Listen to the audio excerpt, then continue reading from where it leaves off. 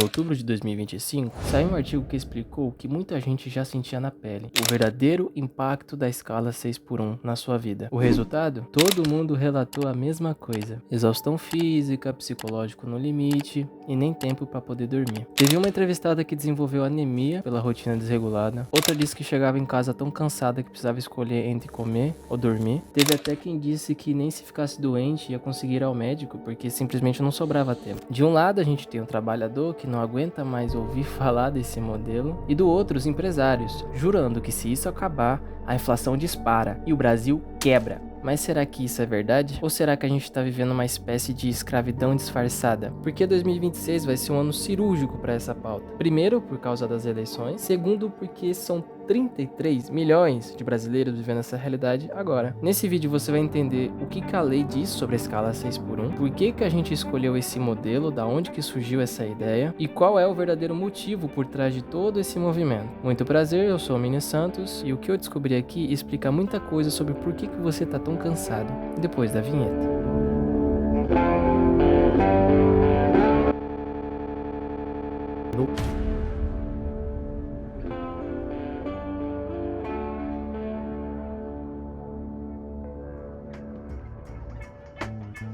Para entender o peso da 6x1, vamos comparar a vida de dois caras. O Patrick, que mora nos Estados Unidos, e o Joãozinho, que mora aqui no Brasil. O Patrick, ele arrumou um trampo de fast food. Lá, ele trabalha apenas 40 horas na semana. O salário mínimo que ele ganha é de $2.400. Com o que ele ganha, em poucos meses ele já tem um apartamentozinho dele alugado, ele consegue comprar um carro usado também para não ficar dependendo de busão. E o mais importante, ele tem vida fora do trabalho. Agora olha o Joãozinho. No contrato dele tá escrito 44 horas semanais.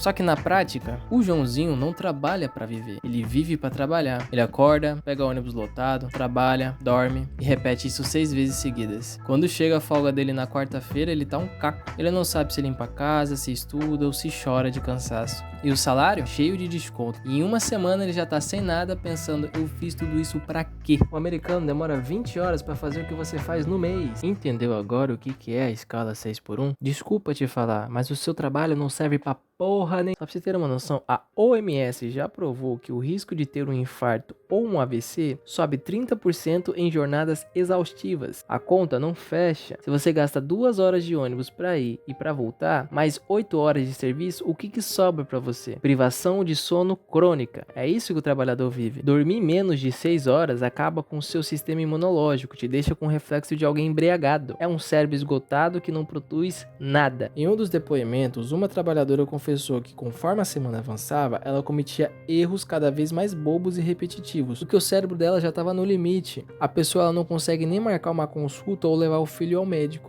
Se você trabalha numa fábrica, por exemplo, e você está completamente cansado, se você sofrer um acidente, o seu patrão paga muito mais caro no seu plano de saúde do que contratar mais alguém. Aí o que acontece? Ela é obrigada a faltar no serviço para conseguir um atestado, o que acaba prejudicando todo mundo. Aí o trabalhador fica com fama de folgado e a empresa que perde a mão de obra naquele dia. Além de você não dormir, o impacto disso sai do trabalho e entra na sua casa, porque a 6x1 ela vai quebrando os laços de amizade e de família. Como é que você mantém um vínculo se você só tem um dia pra fazer tudo? No fim, o trabalhador acaba virando um estranho dentro da própria casa. Já parou pra pensar nisso? E pra quem acha que isso ajuda a empresa, estar presente não significa estar produzindo bem. Rendimento de verdade depende de equilíbrio. Se você só exige o esforço e não dá tempo pra recuperação, a eficiência cai. Resultado disso? Mais gente metendo atestado só pra conseguir dormir e uma rotatividade enorme. É um rombo gigante na empresa. A empresa acha que tem disponibilidade, mas o que ela recebe é um trabalhador esgotado, sem foco e só quer ver o relógio correr logo. É uma produtividade falsa. No papel, o cara trabalhou 44 horas. Na prática, a qualidade do que ele entregou foi pro ralo, junto com o cansaço acumulado. Mas a 6x1 existe há décadas. Por que todo mundo resolveu falar disso agora?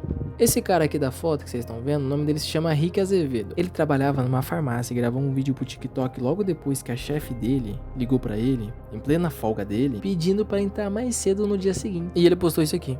Gente, eu tô aqui revoltado com essa escala 6x1. Eu tô querendo saber quando é que nós, da classe trabalhadora, iremos fazer uma revolução nesse país relacionada à escala 6x1. Gente, é uma escravidão moderna. Moderna não, ultrapassada. Antes fosse moderna. Não existe essa escala 6x1, gente. Eu fico pensando, eu que não tenho filho, que não tenho nada, eu sou sozinho, não dá pra fazer as coisas. Imagina quem tem filho, tem marido, tem casa pra cuidar. A pessoa tem que se doar pra empresa 6 dias na semana e ter só um dia pra folgar? Isso pra ganhar salário mínimo. O Rick, ele não só viralizou, como fundou um movimento chamado VAT. VAT tomar vida além do trabalho. O movimento VAT cresceu e a deputada Erika Hilton propôs uma PEC para poder fazer uma jornada 4x3 e a internet rachou no meio. O que ela quer mudar? A ideia é reduzir a jornada máxima de 44 horas para 36 horas semanais, sem reduzir o salário. É um pouco radical, porque parece até um sonho, né? E é aqui que a gente chega num ponto crucial desse vídeo. Quais são os argumentos reais contra e a favor da escala 6x1? Vamos colocar tudo na balança e entender se realmente é possível acabar com essa escala no Brasil.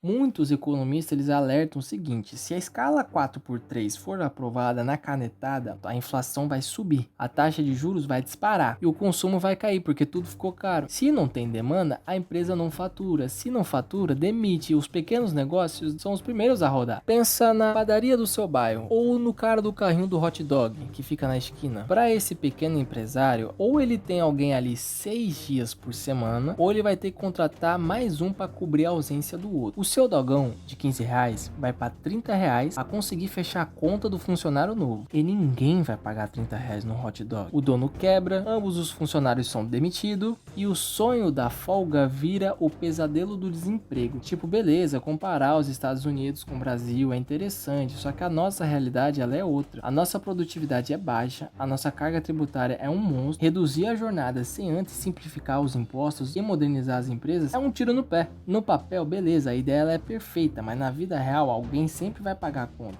Se você forçar um pequeno negócio a gastar o que ele não tem, ele simplesmente deixa de existir. É um risco sistêmico que a gente não pode ignorar.